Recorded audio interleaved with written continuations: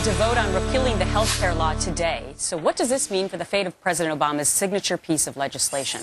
Our political panel is here to weigh in. Prosecutor and Fox News contributor Tamara, is it Tamara? Tamara, sorry, Tamara Holder, Chief Executive Officer of E.L. Rothschild, Lady Lynn de Rothschild, and CEO of National Research Incorporated and former pollster for Governor Chris Christie, Adam Geller. Good morning to all three of you. Good morning. All right, so it's a big day in the Senate. Adam, I'm going to start with you because you're outnumbered with all the females on the couch. That's okay. I'm not complaining. Republican Mitch McConnell really has wanted to have this come to a vote, even though the Republicans are in the minority in the Senate. Right. What is the message he's sending today with this vote? The message he's sending today is putting it up for a vote, is having everyone step up and cast their vote, and essentially saying to moderate Democrats who are looking at 2012, looking at what happened in 2010, and he's saying, you got another chance here. It was declared unconstitutional. Maybe you want to rethink your pro-vote from last time and reverse it, and all you need are just a few votes and you can flip it.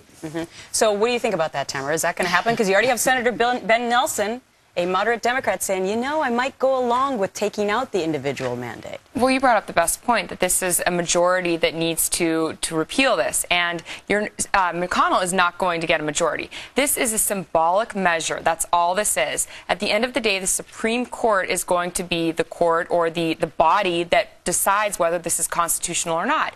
And I think that the Republicans are on the wrong path of symbolism, reading the Constitution by Boehner. But won't it really be up to the American voters, Lady Lynn? Because come 2012, this reevaluation of health care, if some of these moderate Democrats stick to their guns and stay with Obamacare, maybe they're not going to be reelected. Absolutely. I think actually that the Republicans are doing what they said they would do in an election that they won by wild margins. And although it's symbolic, I agree, in that it won't pass. Enough Democrats won't go along. Right. It's wishful thinking to think they will. It won't pass, but it tees up for 2012.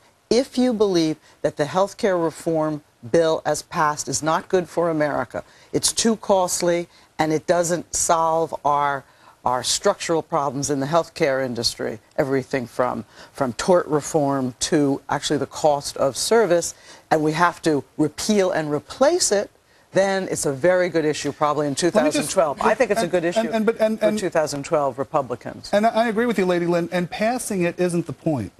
The point is having it, and it is symbolic. That exactly is the point. But let's get things done. I mean, symbolism is... If you want to get things done, Tamara, would you be in favor then, as Governor Nikki Haley of South Carolina proposed yesterday, for President Obama to fast-track this to the Supreme Court then?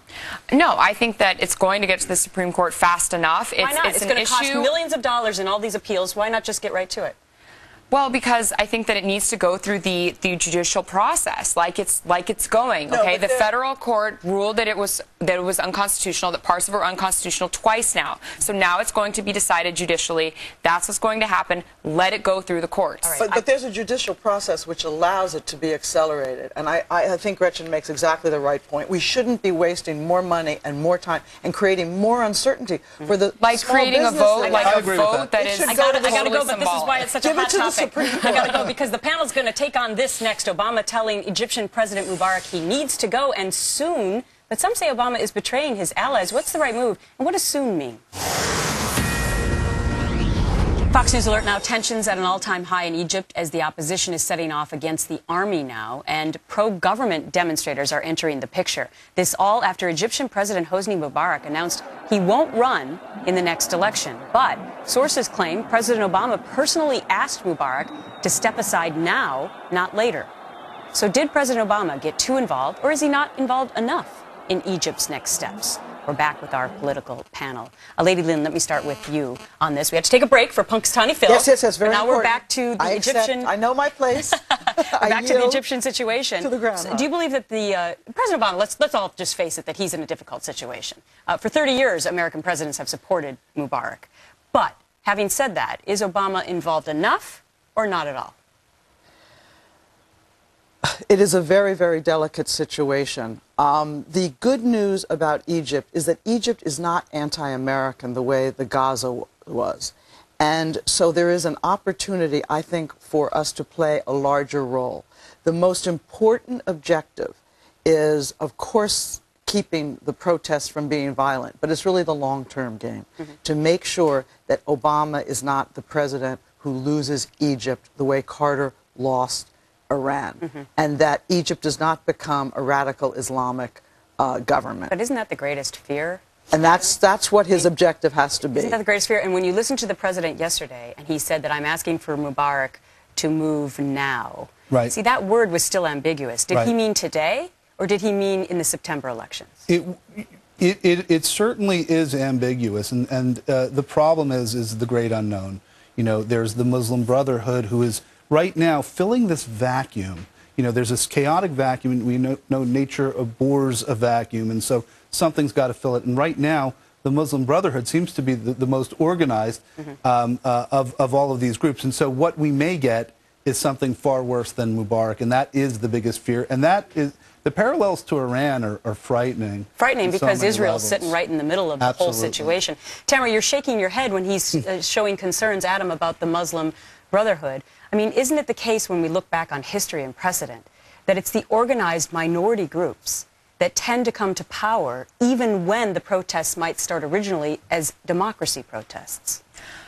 I can't speak to history, but what I can speak to is that the people of Egypt are protesting because they want democracy, they want freedom, they want voting rights, they want all of the things that America wants, that we have.